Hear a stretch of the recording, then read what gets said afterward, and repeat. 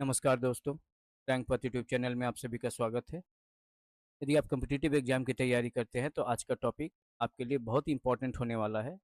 आज का हमारा टॉपिक है भारत का संवैधानिक इतिहास, constitutional history of India.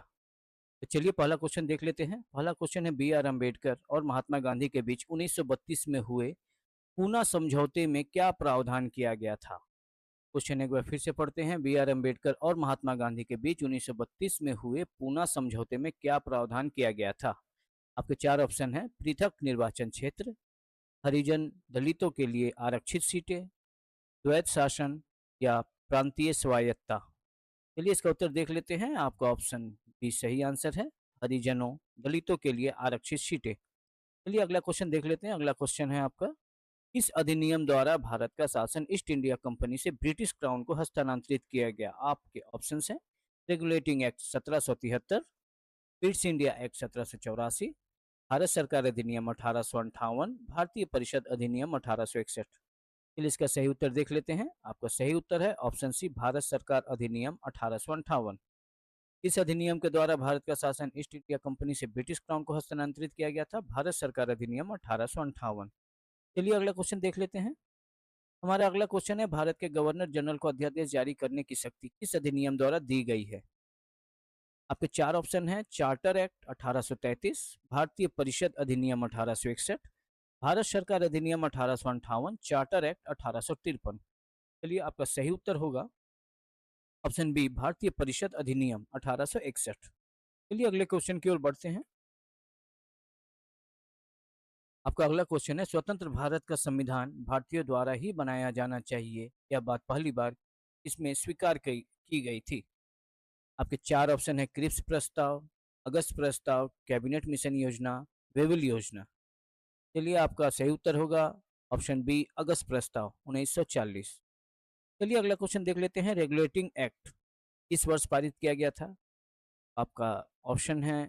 Option A 1765, 1773, 1784 या 1793। चलिए इसका सही उत्तर देख लेते हैं। Option B 1773।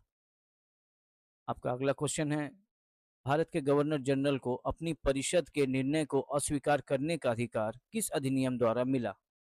चलिए इसके ऑप्शन देख लेते हैं। रेगुलेटिंग एक्ट 1773, संशोधन संशोधन अधिनियम amendment amending act 1786, Pitt's India act 1784 या चार्टर एक्ट 1813। इसका सही उत्तर होगा ऑप्शन बी, संशोधन अधिनियम 1786। अगला क्वेश्चन देख लेते हैं। पिट्स इंडिया एक्ट किस वर्ष पारित किया गया था? आपके चार ऑप्शन है। 1773, 1784, 1793 या 1813। आपका सही उत्तर होगा ऑप्शन बी, 1784। चलिए अगले क्वेश्चन की तरफ बढ़ते हैं। आपका अगला क्वेश्चन है, किस अधिनियम को मॉडले मिंटो सुधार के नाम से जाना जाता है? चलिए ऑप्शन देख लेते हैं। भारतीय परिषद अधिनियम 1892, भारतीय परिषद अधिनियम 1909, भारत सरकार अधिनियम 1919 या भारत सरकार अधिनियम 1935। आपका सही आंसर है ऑप्शन बी, भारतीय परिषद अधिनियम 1909। चलिए अगले क्वेश्चन की तरफ बढ़ते हैं। मॉडले मिंटो सुधार का मुख्य उद्देश्य क्या था? आपके ऑप्शन है। प्रांतीय स्वायत्ता, पृथक निर्वाचन प्रणाली लागू करना, पूर्ण स्वराज देना या द्वैत शासन लागू करना। चलिए इसका सही उत्तर होगा ऑप्शन बी, पृथक निर्वाचन प्रणाली लागू करना। चलिए अगले क्वेश्चन की तरफ बढ़ते हैं। आपका अगला क्वेश्चन है, मॉडले मिंटो सुधार विधेयक किस वर्ष पारित किया गया था? ऑप्शन देख लेते हैं। 1905, 1907, 1909, 1911। सही उत्तर होगा ऑप्शन सी, 1909। चलिए अगले क्वेश्चन की तरफ बढ़ते हैं। मुसलमानों के लिए पृथक निर्वाचन मंडल की व्यवस्था सबसे पहले किसके द्वारा की गई? आपके चार ऑप्शन है। भारतीय परिषद अधिनियम 1892, मॉडले मिंटो सुधार 1909, भारत सरकार अधिनियम 1919, भारत सरकार अधिनियम 1935। आपका सही उत्तर होगा ऑप्शन बी, मॉडले मिंटो सुधार 1909। चलिए इसी के साथ अगले क्वेश्चन की तरफ बढ़ते हैं। हमारा अगला क्वेश्चन है, 1909 के इंडियन काउंसिल एक्ट की सबसे महत्वपूर्ण विशेषता क्या थी? चलिए ऑप्शन देख लेते हैं। ऑप्शन ए द्वैत शासन, प्रांतीय प्रांतीय स्वायत्ता, सांप्रदायिक प्रतिनिधित्व, संघीय व्यवस्था। आपका सही उत्तर है ऑप्शन सी, सांप्रदायिक प्रतिनिधित्व।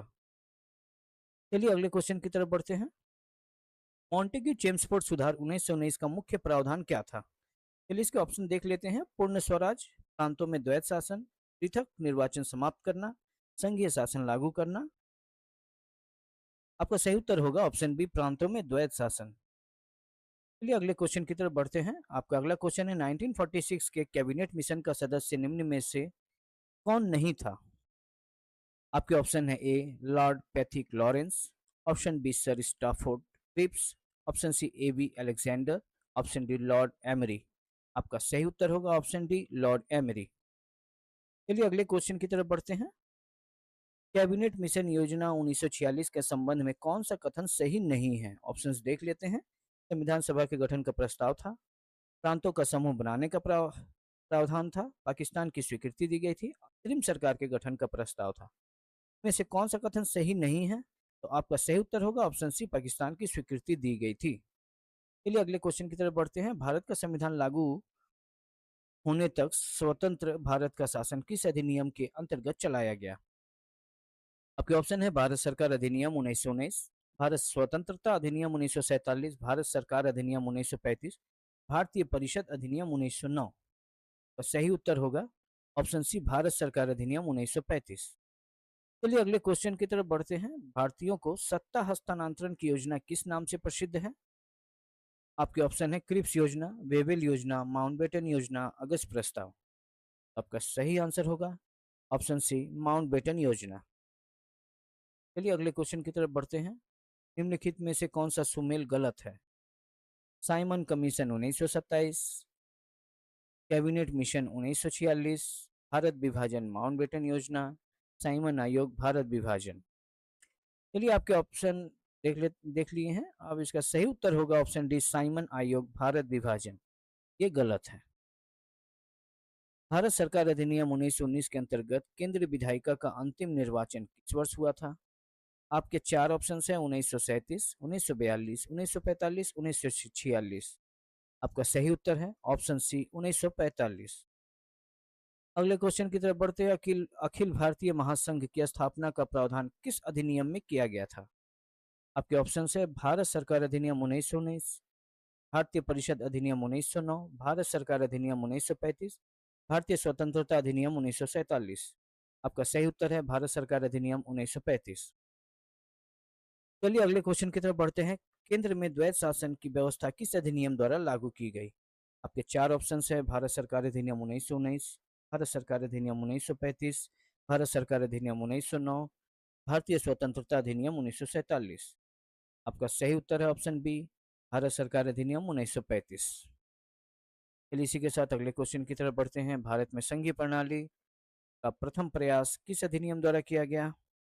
आपके ऑप्शन है: भारत सरकार अधिनियम 1919, भारत सरकार अधिनियम 1935, भारत परिषद अधिनियम 1909, चार्टर अधिनियम 1833। आपका सही उत्तर होगा ऑप्शन बी, भारत सरकार अधिनियम 1935। चलिए अगले क्वेश्चन की तरफ बढ़ते हैं। प्रांतीय स्वायत्तता किस अधिनियम द्वारा लागू की गई? चलिए ऑप्शंस देख लेते हैं। भारत सरकार अधिनियम 1919, भारत सरकार अधिनियम 1935, भारतीय परिषद अधिनियम 1909, रेगुलेटिंग एक्ट 1773। आपका सही उत्तर होगा ऑप्शन बी, भारत सरकार अधिनियम 1935। चलिए अगले क्वेश्चन की तरफ बढ़ते हैं। भारत सचिव का पद किस अधिनियम द्वारा बनाया गया? ऑप्शंस देख लेते हैं। भारत सरकार अधिनियम 1858, भारतीय परिषद अधिनियम 1861, भारत सरकार अधिनियम 1909, 1900 माफ कीजिए 1919, भारत सरकार अधिनियम 1935। आपका सही उत्तर है ऑप्शन ए, भारत सरकार अधिनियम 1858। चलिए अगले क्वेश्चन की तरफ बढ़ते हैं। पहली बार विधायिका में कुछ निर्वाचित प्रतिनिधियों का स्थान किस अधिनियम द्वारा दिया गया? आपके ऑप्शन है: भारतीय परिषद अधिनियम 1861, भारतीय परिषद अधिनियम 1892, भारतीय परिषद अधिनियम 1909, भारत सरकार अधिनियम 1919। आपका सही उत्तर है भारतीय परिषद अधिनियम 1892। चलिए अगले क्वेश्चन की तरफ बढ़ते हैं। भारत सरकार अधिनियम 1935 के अंतर्गत प्रस्तावित संघ में अवशिष्ट शक्तियां किसे दी गई थी? आपके ऑप्शन है: प्रांतों को, संघीय विधानमंडल को, गवर्नर जनरल को, भारत सचिव को। आपका सही उत्तर है ऑप्शन सी, गवर्नर जनरल को। चलिए अगले क्वेश्चन की तरफ बढ़ते हैं। किस अधिनियम को मॉन्टेग्यू चेम्सफोर्ड सुधारों के नाम से जाना जाता है?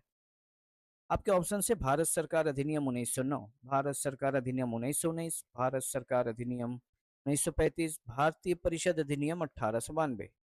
आपका सही उत्तर है ऑप्शन बी, भारत सरकार अधिनियम 1919, ऑप्शन बी। चलिए अगले क्वेश्चन की तरफ बढ़ते हैं। किस अधिनियम ने ब्रिटिश भारत को भारत और पाकिस्तान में विभाजित किया?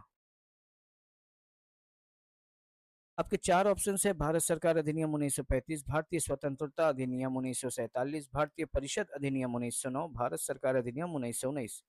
इसका सही उत्तर होगा ऑप्शन बी, भारतीय स्वतंत्रता अधिनियम 1947। आपका अगला क्वेश्चन है: पिट्स इंडिया एक्ट किस वर्ष पारित किया गया?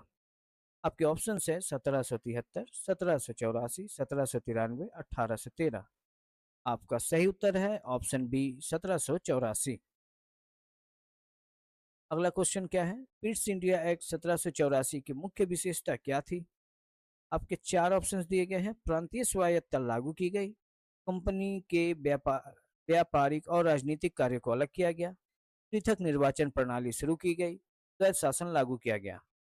आपके सही उत्तर है ऑप्शन बी, कंपनी के व्यापारिक और राजनीतिक कार्य को अलग किया गया। तो इसी क्वेश्चन के साथ आज का हमारा टॉपिक खत्म होता है। अगर वीडियो आपको थोड़ा सा भी इंफॉर्मेटिव लगे तो वीडियो को लाइक कीजिए, शेयर कीजिए और चैनल को सब्सक्राइब कीजिए। इसी के साथ आज का वीडियो समाप्त होता है। जय हिंद।